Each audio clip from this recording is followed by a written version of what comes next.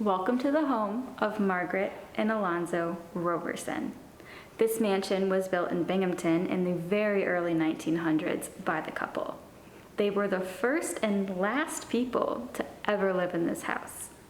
But that doesn't mean these halls can't be filled with rich history and maybe some ghosts. Roberson is infamous in the city of Binghamton as being very haunted, and each Halloween, the museum has a ton of fun with it. Let's take a look around.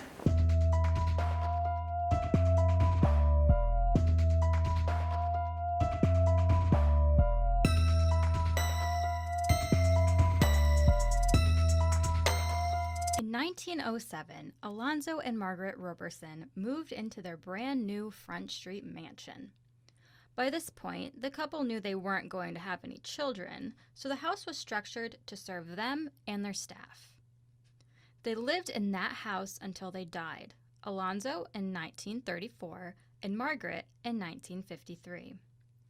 Following Margaret's death, the house was turned into the Roberson Memorial and later the Roberson Museum and Science Center.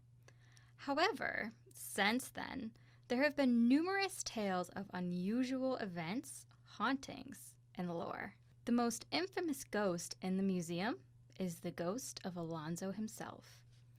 Marketing and events coordinator at the museum, Natalie Shoemaker, says many people have reported seeing Alonzo in his former home, most notably when he wants his time and space.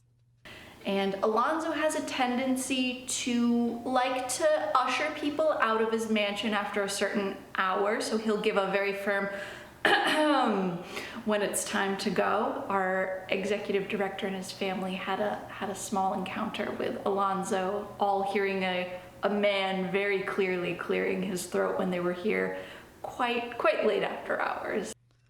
Former Broome County historian Jerry Smith also recounts a time when a former employee saw Alonzo as well. And the best story I like is a couple people were there. It was closing time around 5 o'clock. They sent one of the women employees around to make sure all the public was out so they could turn off the lights and close the doors and things. And she came back and said, well, everybody's out except for the one guy upstairs. And I told him he had to leave. And she said, well, who was he? She said, I don't know, but his portrait's up in the little breakfast nook in the mansion. Well, that's Alonzo's portrait that hangs there. He's on one side, his wife's on the other. And they said, no, that's Alonzo. He died in 1940.